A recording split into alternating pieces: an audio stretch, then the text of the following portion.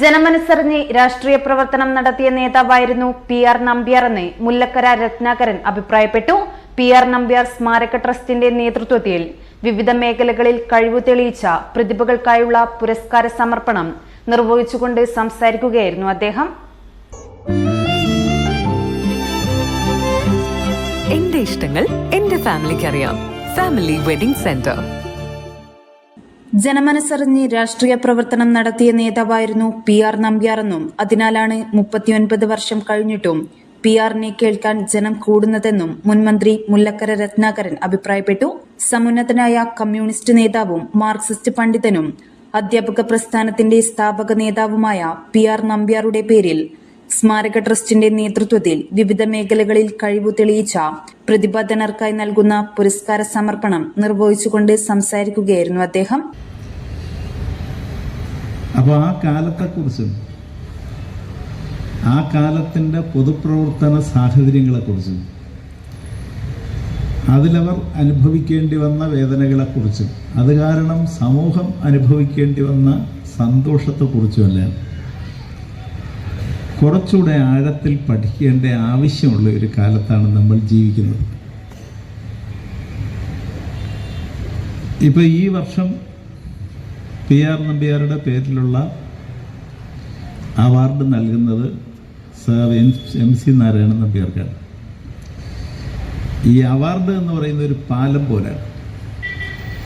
രണ്ട് കരകളെ തമ്മിൽ, രണ്ട് ആദർശങ്ങളെ തമ്മിൽ, രണ്ട് ജീവിതങ്ങളെ തമ്മിൽ ഓർമ്മ കൊണ്ട് ബന്ധിപ്പിക്കുന്ന ഒരു പാലമാണ് ഈ അവാർഡ് എന്ന് പറയും. PR നമ്പ്യാരുടെ പേരിൽ കൊടുത്ത എല്ലാ അവാർഡുകളും അന്വർത്ഥമാണ്. ഈ വർഷം കൊടുത്തത് ഏറ്റവും സൗന്ദര്യമുള്ള മഹത്തരമുള്ള ഒരു പാലമാണത്. അപ്പോൾ അതിൽ ആ അവാർഡ് നൽകിയ കമ്മിറ്റിയെയും അതിലവർ തിരഞ്ഞെടുക്കപ്പെട്ട രീതിയെയും അത് സംഘടിപ്പിച്ച ഈ സംവിധാനത്തെയുമല്ല കമ്മ്യൂണിസ്റ്റ് പാർട്ടിയുടെ സ്റ്റേറ്റ് കൗൺസിലിന് വേണ്ടി ഞാൻ അഭിനന്ദിക്കുകയാണ്.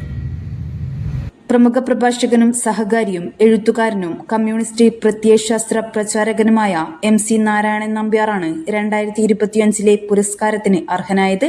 വടകര സാംസ്കാരിക ചത്തുരത്തിൽ നടന്ന പരിപാടിയിൽ ട്രസ്റ്റ് ചെയർമാൻ K പാപ്പൂട്ടി അധ്യക്ഷത വഹിച്ചു. CPI സംസ്ഥാന കൗൺസിൽ അംഗം അജിത് കൊളാടി PR സ്മാരക പ്രഭാഷണവും നടത്തി. CPI ജില്ലാ secretary advocate P Gavas, EK Vijayan MLA, TV ബാലൻ, TK Rajan master, Ajay Avala, R Sathyan, NM Biju, Soman Muthuvana തുടങ്ങിയവർ പരിപാടിയിൽ സംസാരിച്ചു. ശേഷം കോഴിക്കോട് ഇപ്റ്റ നാട്ടുതുടി അവതരിപ്പിച്ച നാടൻ പാട്ടും അരങ്ങേറി.